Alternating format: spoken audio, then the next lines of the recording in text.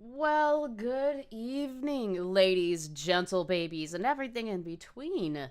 I am your hostess, Madam Hellfire, and I'm here with my good buddy Nox for another edition of Halls of Horror. How you doing today, Nox? I need more coffee. Nice. I always need more coffee. Um, This stream so is not brought to you by Black Rifle Coffee Company, though I wish it was.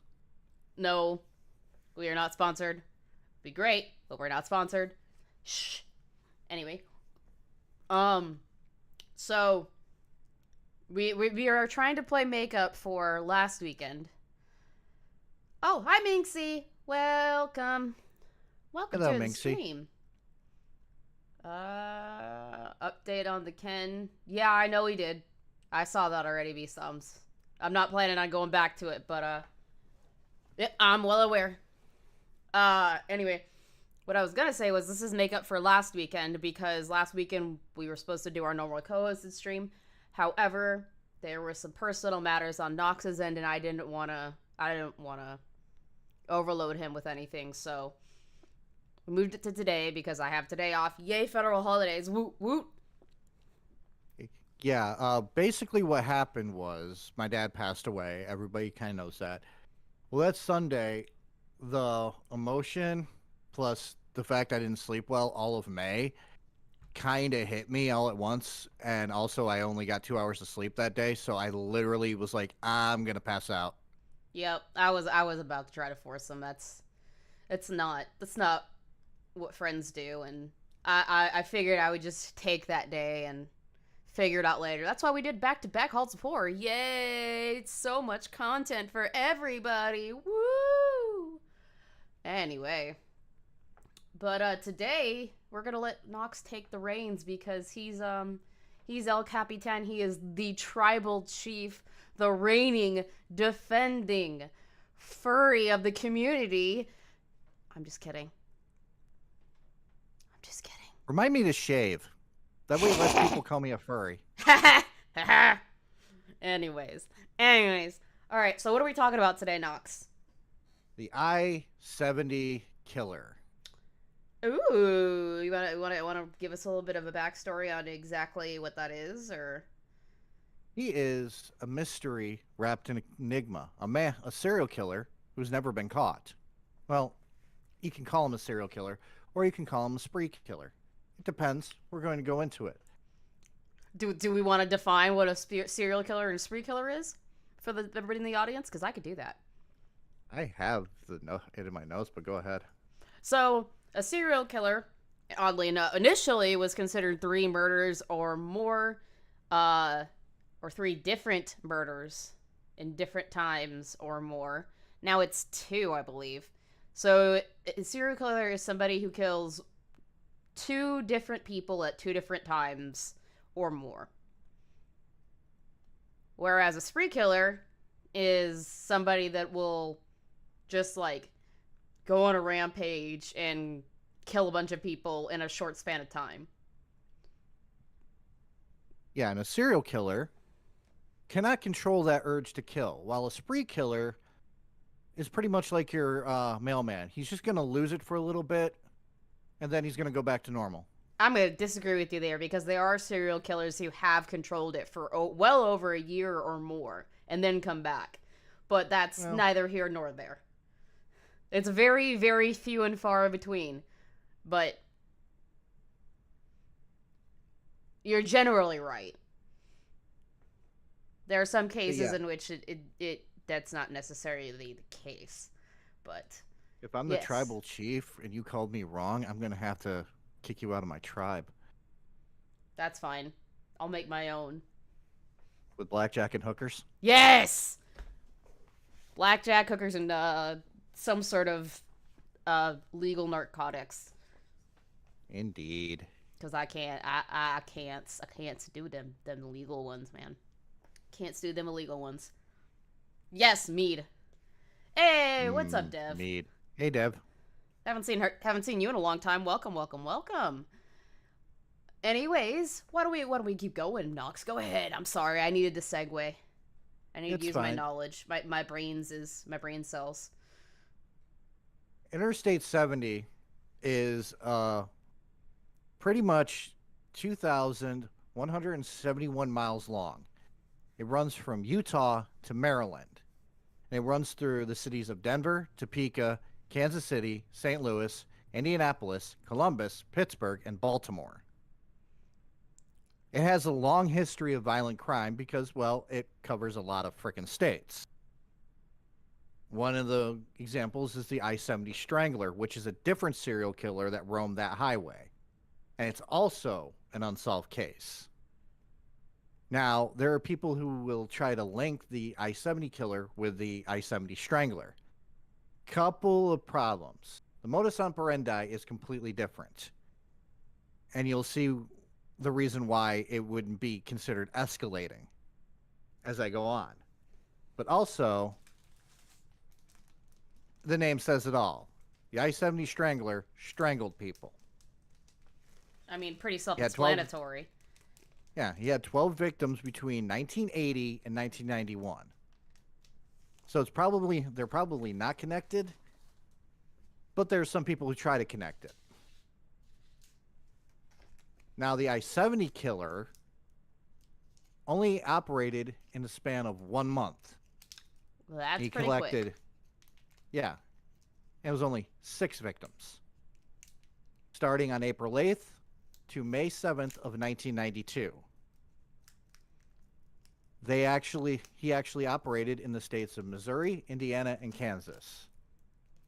But there are theories that there are more than one, which I'll get into, or more than the 6, which I'll get into later. Of course. Of course.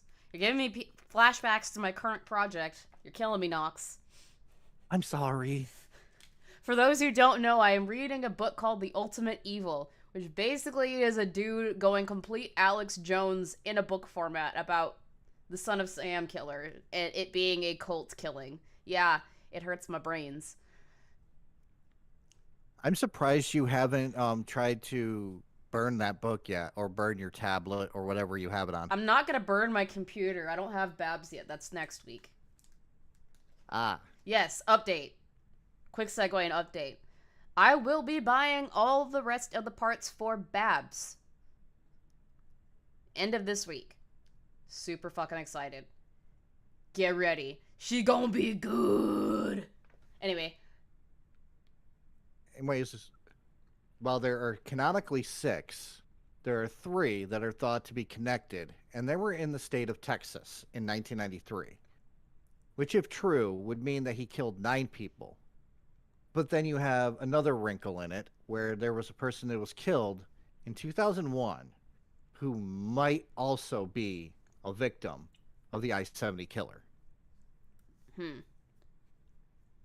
So let's get into who the I-70 killer is from what we know. Yeah, give us the modus operandi. He seemed to only target women, except there's only one male victim. He was between 5'7" and 5'9", so roughly around my height. No, I was not the I-70 killer. I was really young then. He had red hair, and his eyes were described as being sleepy. As if he just smoked the best kush possible before he did it. Oh, he likes him a bit of the ganj, I see. He was between the ages of 23 and 41 years old in the time frame that he committed the murders, which was 1992, which would make him between the ages of the early 50s to early 70s today.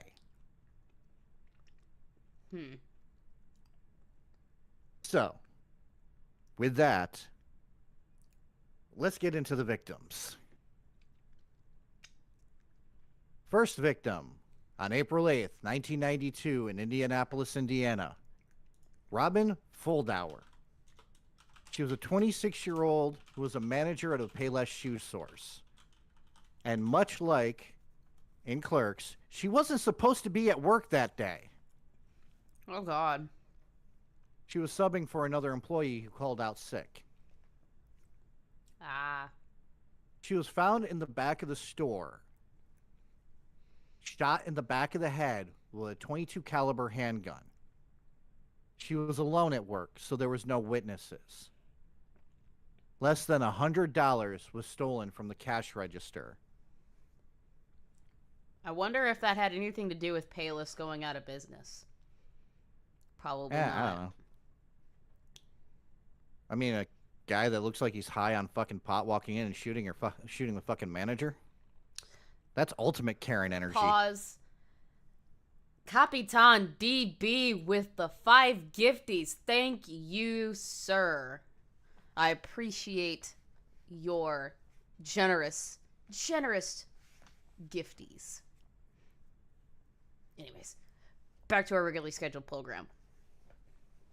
The next killing happened on April 11th, 1992 in Wichita, Kansas. And this is going to get confusing because both are named Patricia. Patricia Majors and Patricia Smith. Patricia Smith was 23 years old, and Patricia Majors was 32 years old. Patricia Majors owned La Bride d'Elegance bridal shop in Wichita, Kansas, and Smith worked for her. They had kept the store open late because a customer was coming in to pick up a cummerbund, obviously for a wedding. Oh, okay, because I was going to be like, what the fuck is a cummerbund? Cummerbund is... I have no fucking clue, actually. Oh, okay, Googling.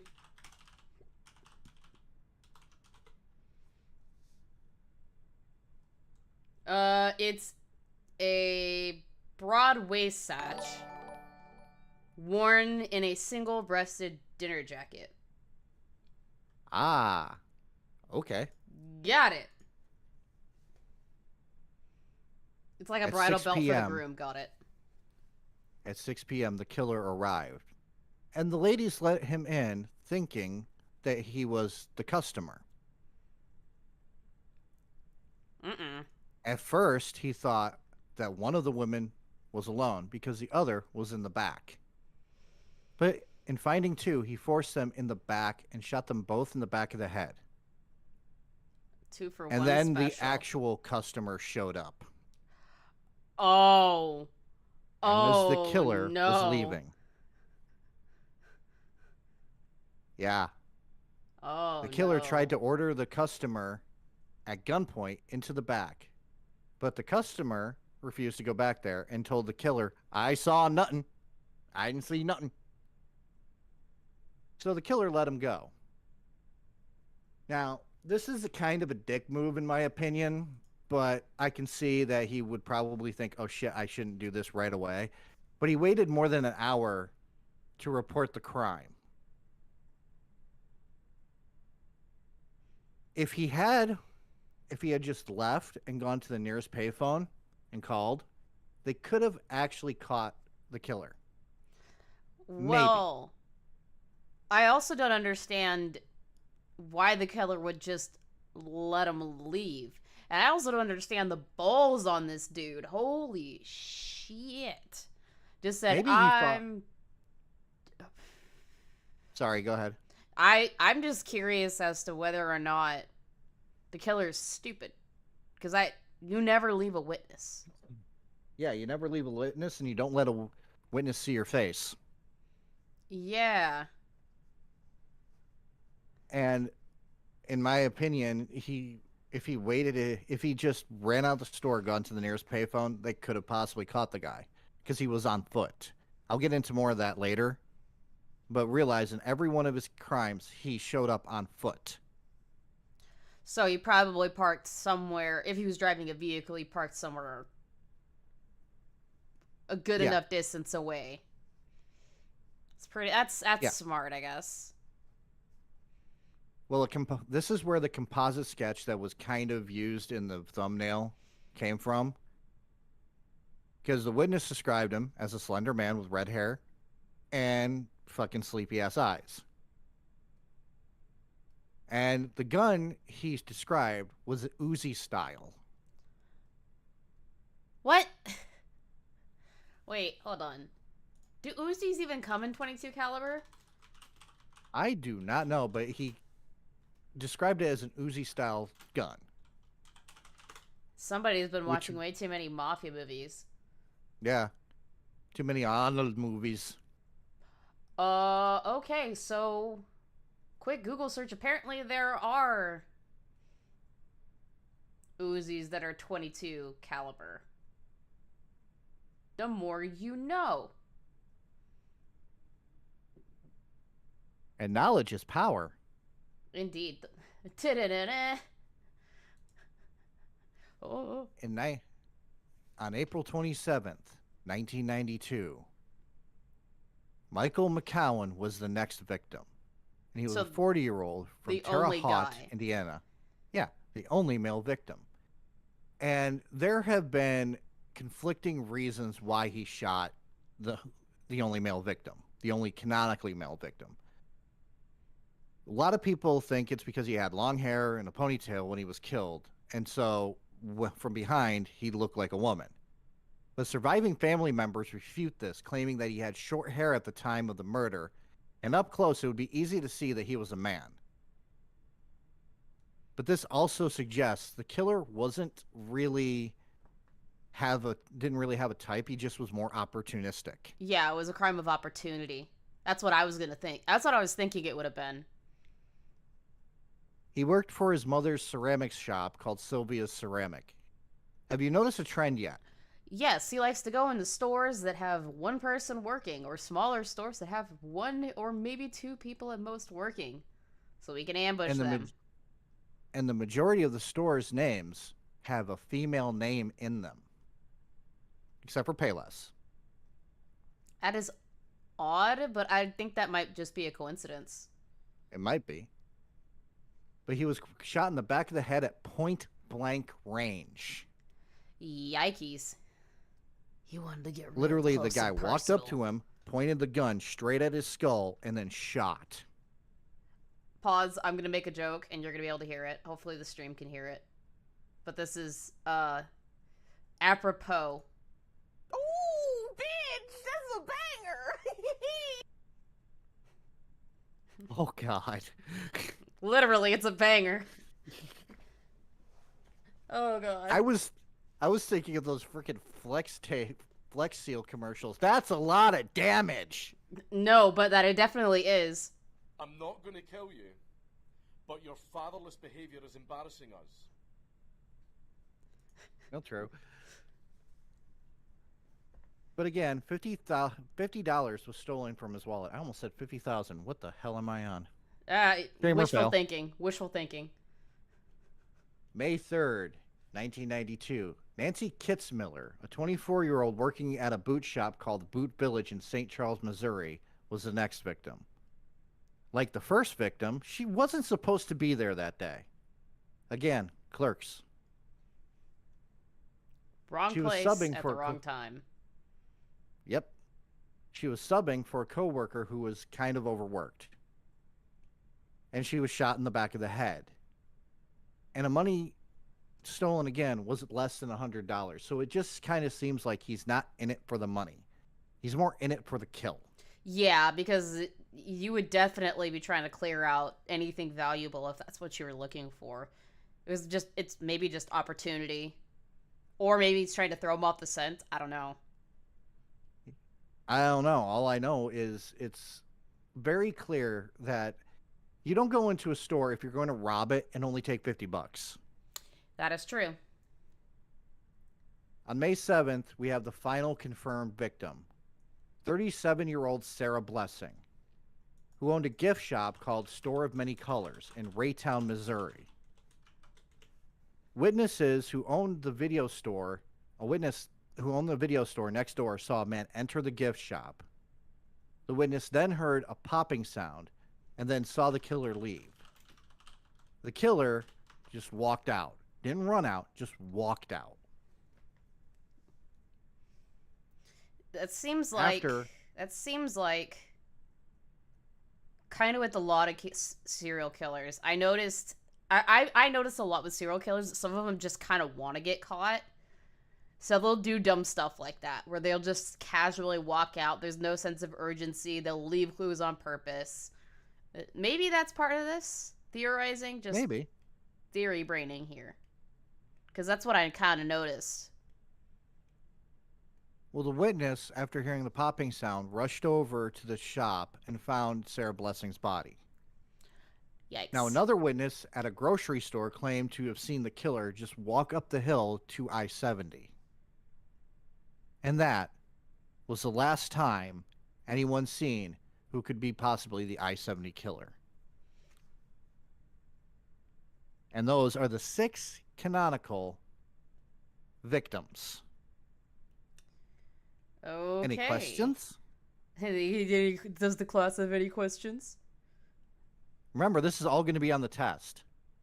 Yeah, it was a pop quiz at the end. I'm just kidding. There's no pop quiz. I'm not that quick. That'd be fun. Not really. Be a lot of work for me. That's not too fun. So, you said there were some that weren't canonical, that were possible theorized ones. You got the you got the info to give us for those? Yes, and it's under after my investigations, because I wanted to really quickly say what tied all these crimes together. Yes, please. The crimes were linked through ballistics of each murder. It was the same .22 caliber handgun. Makes All sense. the stores were robbed. There was no sexual assaults. All the victims were shot in the back of the head, and the weapons was believed to be 2 types of firearms. The first is an Intratec Scorpion, which I have seen a picture of it, and I don't know. But the more interesting one is an Irma Werke ET-22, which is a gun that was made during World War II. So it's a very specific type of gun. Now, question: do either of those look like an Uzi? I have to actually look them back up, but I think that the Intratec Scorpion does. Let me look that up. Let me verify, because I'm curious. It does. Oh, it kind of does. Hold on, ladies and gents. Let me pull this up for you so you can see it. This kind of looks like an Uzi a little bit. Just a little bit. Kind of looks like one because of the muzzle. It do kind of be like that. Anyway. The other one doesn't look anything like an Uzi. I know that much. It looks like a fucking German gun from World War II. Yeah. No, but that other one definitely looks like one. And now we go into the possible victims in Texas in 1993. Yeez. Now, the first name on this list is going to get a lot of giggles. Oh, no. Mary Ann Glasscock. Pause.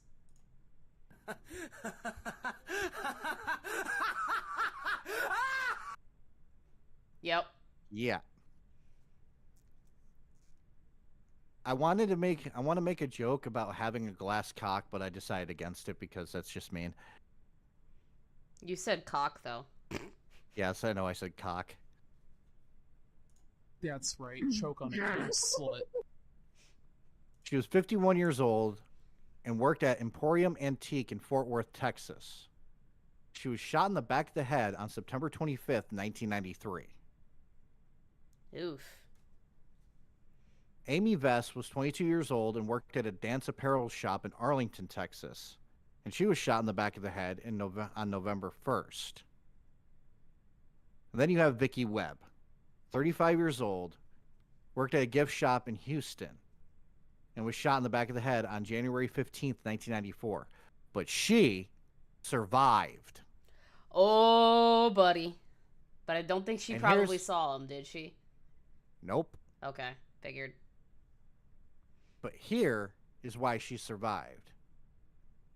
Because one of the vertebrae in her neck was abnormally large, and the bullet hit that instead of her head.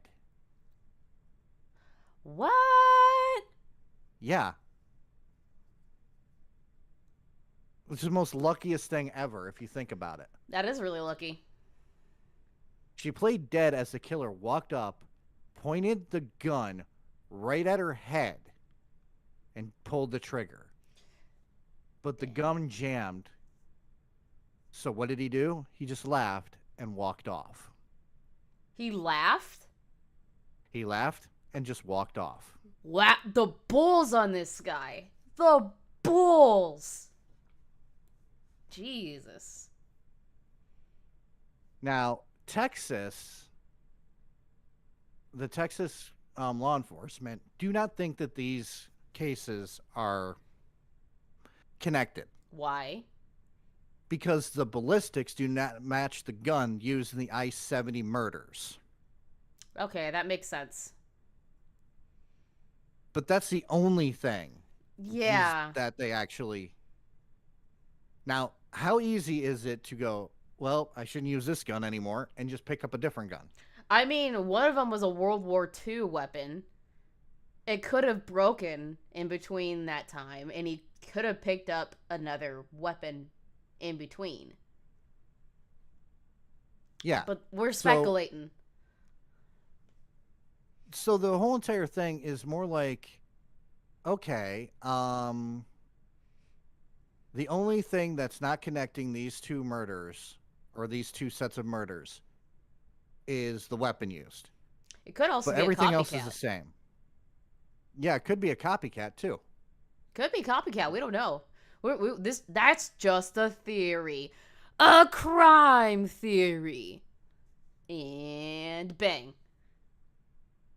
I seriously want to get music for that, but I don't know what music that would work besides fucking Won't Be Fooled Again by fucking The Who, because that was CSI Miami's theme. Yeah! Okay, I'm done. But yeah, no, I feel you. Now, realize that 1994, everything just stopped. Yeah. That was until 2001. Wait, what? No, there's gotta be more between them. That's a long ass time. Exactly. But in 2001, there was another murder that was linked to the I-70 killer. But it's linked very loosely. Okay, and why is it linked? What's the loosely? Well, it was Billy Brosman, 31 years old, and was working at a liquor store. Okay. Security footage shows a man walk into the store, point his gun like he's going to rob it, and then shoot Brosman in the back of the head. This occurred mere blocks from where Michael McCowan was killed. Okay. If this is the same killer, it would be the second male he killed. That's the only thing that's tying them, is the location. It's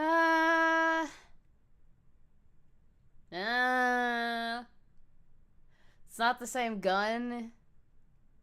Not the same gun. Yeah, that I would think that it's more likely the Texas ones are connected than this one. I think that's even more loose than the Texas ones. It is very much, but I have seen too many people when researching this that connect that one to the other ones, and my first thought is nothing about that makes any sense. No. The only thing that seems the same is it's a small store that would probably only be manned by one person, and you got shot in the back of the head. It's the only thing that seems to connect it. So it was roughly after 2001 that a profile of the killer finally came out. Okay. So we're going to look at what the police and law enforcement, especially FBI, think this killer is. Okay. Hit me. So cue the Criminal Minds music. Hmm. Oh, shit, we don't have that, do we? We don't have that much in the budget. No. Let's not get copyright claimed either. Yeah. He is not labeled as a serial killer, but a thrill killer. Okay. Robbery definitely wasn't the motive. Well, duh. While some money was taken, the murder seemed motivated by the desire to kill. Okay. Yeah. He mostly targeted women. He picked places where that were mostly worked by female employees. Now, here is where things kind of are a little bit muddled because earlier everybody was like, "Oh, he's stupid and shit." Well, he seems to have a level of organization, so he was labeled as an organized killer because it was obvious he staked out locations because he was obviously observing when the person was working alone and there was nobody else in the store. Except for the one instance. Yeah. But that could be easily explained because one of them was in the back, so he couldn't see them. That's true. He is labeled also as a spree killer, not a serial killer, because he operated in a short amount of time and seemed to have stopped for a time. I'm just going by what the FBI said. I don't agree with the FBI, but okay. He also possibly traveled for his job, like a trucker or a traveling salesman. That makes sense. Because if you look at it, it's mostly a lot of different cities. Indiana, Missouri, and Kansas. Well, those are states, but... Yeah. I meant states. Coffee's not kicking in, Knox. Hang on, how much coffee? I have half a cup left. You didn't finish. You should have finished it before the stream. You I needed know. it. I know. It's okay. I forgive you. Why are you picking on me? Hold on.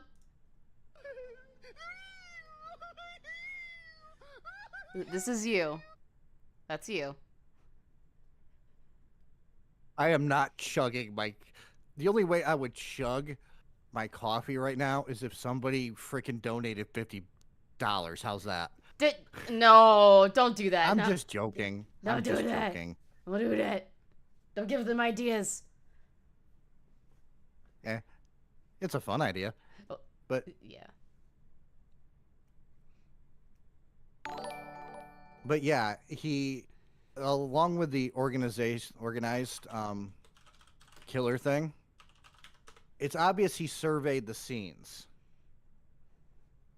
It is speculated the killer hid vehicles in residential areas and then walked to locations. And he knew the locations well enough to walk there. Oh, no! Oh, no! Okay, hang on. You're probably not going to hear any of this, but okay. Chug, chug, chug, chug, chug, chug, chug, chug. I'm not gonna hurt you. I'm just gonna bash you. Oh, basin. I just got a shot of caffeine that wow. Wow. Wowie zowie. I have some level of freaking hyperactivity now. Yes, Wow. Thank you, Capitan. Thank you for the 50. The generous Dono, Capitan. I appreciate it. Where the hell was I? I don't remember. You were talking about how you'd park in residential areas and walk? Yeah. Okay, gotcha. He obviously knew the areas that he was pretty much hit, because it's obvious that he kind of knew the locations well enough to park where nobody would see them and walk away with no issue. Mm-hmm. Just to summarize. And the weapon that was used was a high-capacity magazine, obviously, because you have the two that we actually mentioned. Yeah. Both are magazine-fed. Yep. And finally, he preferred brunettes. Okay. Because every one of his victims was brunette, even the male ones. Interesting. So, And gentlemen don't love blondes in I-70. this case? Yeah, go blonde or redhead. Yeah, there you go. Well, that was interesting. Oh, 07's in the chat once again for Capitan for another 5 gifties, and once again, thank you, Pigeon, for re-upping your membership. I very much appreciate it. Oh, Mike. I just read his name change. Ooh, thank you for another 10 gifties. Okay. Pigeon. God damn, y'all are legends. Oh, Now, Mike's gonna use the hero emojis now. Yes! I'm gonna The do emojis. something really. I'm gonna do something really quick that I figured would be fun because I'm stuck with between two possible topics for me to research for the next time I have to research. Oh, do we want to do a poll? Yes. Let us do this. You tell me, what should Knox research next? All right, what are our options? What are our The Moors options? murders. Is that Moores? Yep. And what's the other one? Or Luca Magnotta. Okay. Before I put the poll up, let's give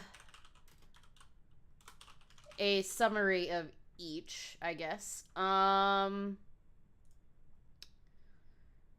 I know about the Moors murders. Ooh, that's a good one.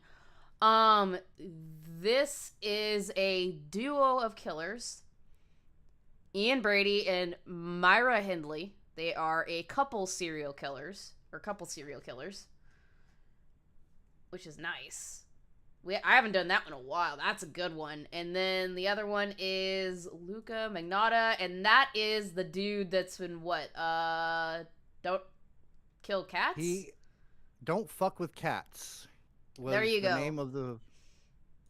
And he is a narcissistic asshole who killed somebody, filmed it, and put it online as a video called One Ice Pick, One Lunatic. Oh. Alrighty, guys. Polls up. I'll give it a few minutes.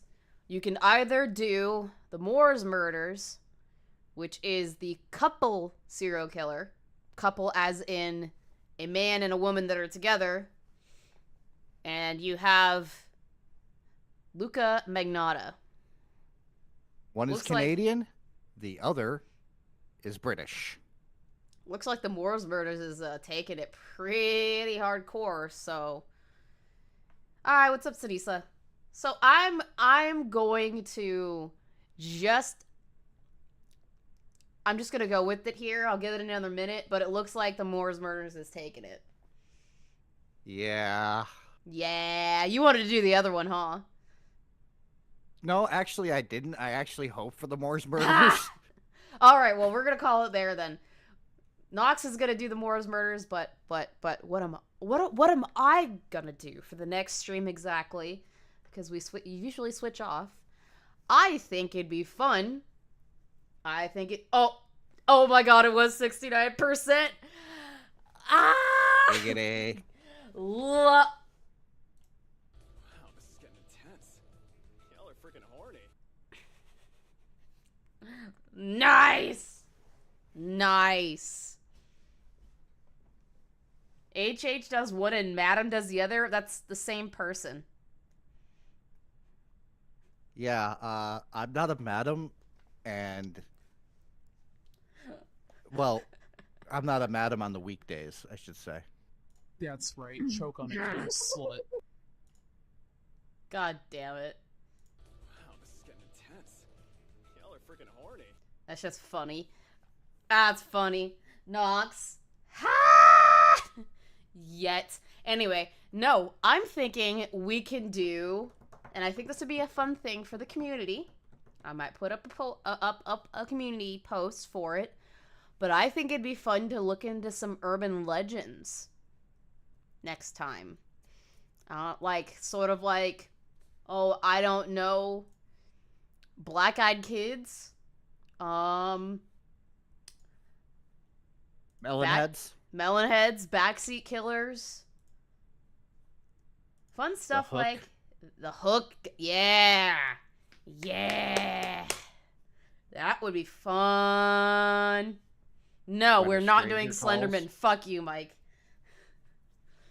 Okay, so that it seems like everybody likes that idea. What I'm gonna do is I will put out a post in the community, and what we'll do is we'll pick 4,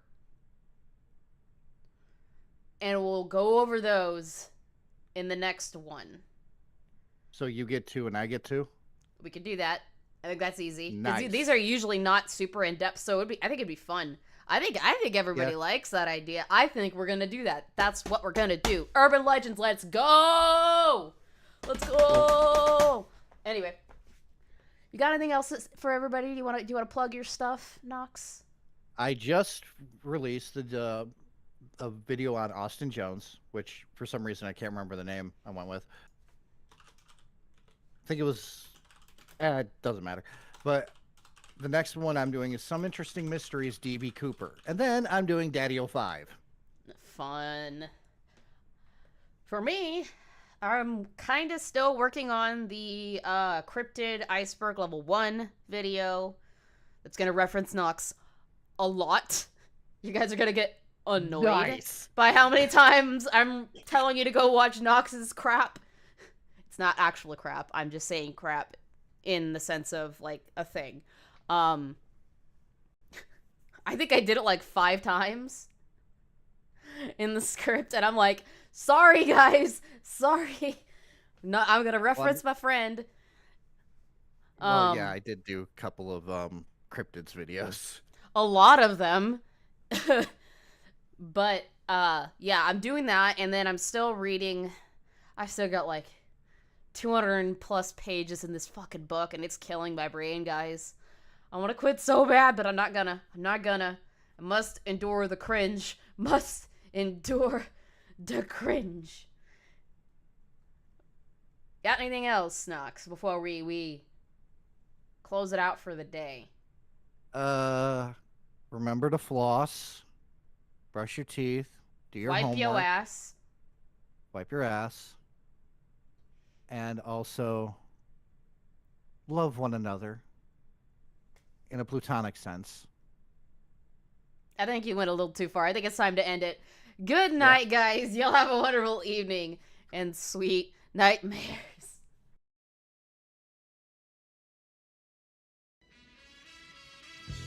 Bite me one time. Bite me twice. Oh, that's rather nice. Frankenstein, freaks and grudge. Scream out loud, you're out of luck. Crime so beastly, can't get enough. Ooh, it's all side. Psychotic love.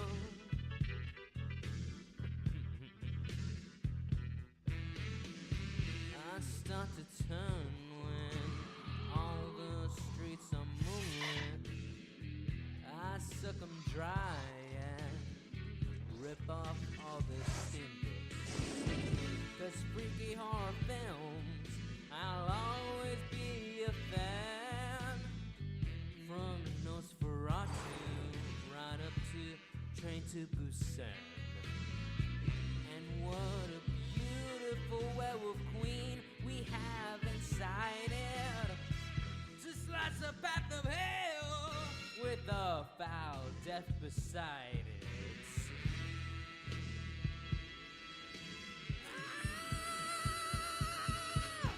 Spooky sounds, blood and brains, hunted down by the insane. Crime so beastly, can't get enough. Ooh, it's all side. Psychotic love.